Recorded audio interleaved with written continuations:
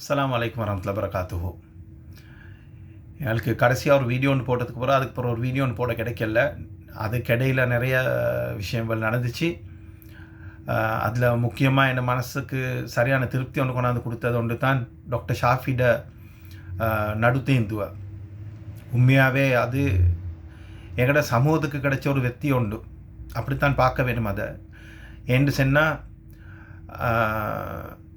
இந்த லா ஃபேர்ம்வில் நியூட்ரலாக இயங்குறதுக்கு விட்டதால் தான் அந்த ஒரு முடிவுன்னு வந்துச்சு. இல்லாட்டி ஹிங்கன்னட துவாலை மாதிரி இதை மாதிரி சில கேஸ்களை வச்சு கொண்டு ஒரு சமூகத்தை போட்டு இருக்கிறதுக்கு தான் வச்சு கொண்டு இருந்தாங்க. நான் நினைக்கிறேன் அதே மாதிரி எங்களோட சகோதர தமிழ் பேசுகிற மக்கள்கிட்ட நிறைய இது மாதிரி கேஸ்கள் இருக்கும். எங்களுக்கு தெரிஞ்சதும் இருக்கும், தெரியாதது நிறைய இருக்கும்.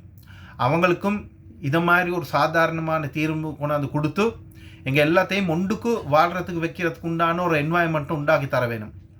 அதுக்குண்டான ஒன்றாவது படியைத்தான் நாங்கள் இன்றைக்கு தாண்டிக்கிறோம்.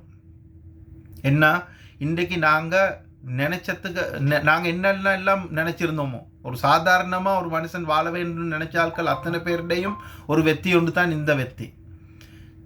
ஏண்டா நான் இந்த எலெக்ஷனுக்கு முன்னுக்கு வீடியோ போடுறதுக்கு நினச்சிட்டு உண்மையாகவே சில டேர்ம்ஸ்கள் யூஸ் பண்ணணும். எப்படி ஒரு நல்ல ஒரு ஆட்சி ஒன்று வர வேணும், இது தான் எங்களோட கடைசி கட்டம், நாங்கள் இதில் மிஸ் பண்ணோம்னா நாங்கள் ஒரு பெரிய ஒரு பாதாரத்தில் புழுவோம்னு சொல்கிற அந்த வார்த்தையில் இதுக்கு முந்திட ஆட்கள் சொல்லி அந்த வார்த்தையை கொச்சப்படுத்தி வச்சுருந்தாங்க.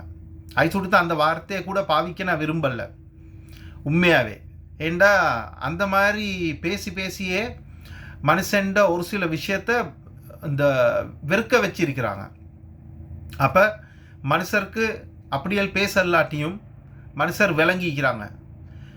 அந்த இதுக்கு முந்தி இருந்த ஆட்கள் நினச்சி கொண்டு வந்தாங்க, எங்கட ஆட்கள் தூங்கி கொண்டிருக்கிறாங்க, நாங்கள் வேண்டியதை நாங்கள் செஞ்சுட்டு போகலன்னு சொல்லி. ஆனால் நாங்கள் எப்போ அந்த 69 லட்சத்தை கொடுத்து வெத்த வச்ச ஒத்தர குறிப்பிட்ட காலத்தில் தூக்கி வெளியே வீசினோமோ, இந்த ஒரு பாடமே அவங்களுக்கு ஒரு பாடம். இந்த பாடத்துக்காகத்தான் அவங்க எல்லாம் ஒன்று சேர்ந்து இருந்தாங்க. அது வெளியால் வேறு மாதிரி இருந்ததுக்கு உள்ளுக்கால் ஒன்று செய்திருந்தாங்க. உங்களுக்கு நல்ல விளங்கிக்கும். இந்த கொஞ்ச நாள் இந்த சின்ன நாட்டில் எத்தனை 100 சொச்ச பக்ஷிகள் இருந்துச்சு, ஆயிரக்கணக்கான பக்ஷிகள் இருந்துச்சு இந்த முறை. ஏன் எல்லாத்தையும் காலை வாடுறதுக்கு மனுஷரை இன்னும் எப்படி சரி இழுத்து போட்டு இந்த கவர்மெண்ட்டுக்கு ஒரு பவரை கொடுக்காம ஒரு நொண்டி கவர்மெண்ட்டாக தான் பார்த்தாங்க. ஆனால் உத்தர்டையும் ஒரு விஷயமும் அவங்களுக்கு செஞ்சு குறையலாம் போச்சேன்னு சொன்னால் மனுஷர் முழிச்சு இருந்தாங்க.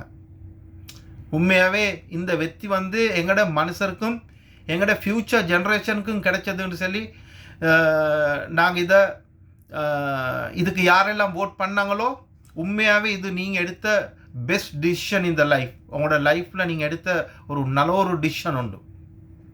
உங்களுக்காக மட்டும் இல்லை, நீங்கள் உங்களோட சமூகத்துக்கு நினச்சி நீங்கள் எடுத்த ஒரு டிசிஷன் இது. இன்ஷா அல்லாஹ் இதே மாதிரி இவங்க இந்த மனநிலையை விளங்கி கொண்டு இதுக்கு பொறவு வர காலத்தில் இதுவரை படிப்படியாக நாங்கள் செஞ்சு நாங்கள் எங்களோட நாட்டை முன்னுக்கு எடுத்துக்கொண்டு போகிறதுக்கு நிதானமான சிந்தனையும் பொறுமையும் எங்களுக்கு வேணும். இன்ஷா அல்லாஹ் ஆல் தி பெஸ்ட். எங்களோட ஸ்ரீலங்கா ஒரு நல்ல ஒரு நாடுண்டா, முழு உலகத்துக்குமே எடுத்துக்காட்டக்கூடிய ஒரு நாடுண்டா நாங்கள் இன்ஷா அல்லாஹ் நாங்கள் முன்வர வேணும்னு சொல்லி எங்களோட மன சந்தோஷத்தை சொல்லுவேல, அது எவ்வளோ தான் அது நிறைய வார்த்தைகள் சொல்ல வேணும். இந்த வெற்றி இது இன்றைக்கு நேற்றுட ஆசை இல்லை, எங்களோட மிச்சம் காலமாக இருந்த ஒரு ஆசை உண்டு. யாருக்குமே இருந்திருக்கும், எந்த பக்ஷைக்கு சந்தை கொடுத்துருந்தாலும் எல்லாத்துக்குமே இந்த அடிமனசில் இந்த ஆசை இருந்திருக்கும், ஒரு நேர்மையான ஆட்சி ஒன்று வர வேணும்னு சொல்லி. இன்ஷா அல்லாஹ் இது ஒரு நேர்மையான ஆட்சியாக இருக்க வேணும், உலகத்துக்கே பார்த்து வியக்கக்கூடிய ஒரு ஆட்சியாக இருக்க வேணும்னு சொல்லி இன்ஷா அல்லாஹ் நாங்கள் இன்னொரு வீடியோவில் சந்திப்போம் இன்ஷா அல்லாஹ். அஸ்ஸலாமு அலைக்கும் வரஹ்மத்துல்லாஹி வபரகாத்துஹு.